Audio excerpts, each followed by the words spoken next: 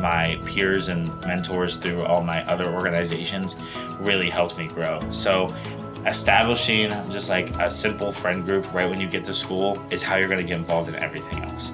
I know people who talk to their roommates, and then their roommates meet people, and then they meet people through that. It's just a huge hierarchy of friends that you meet.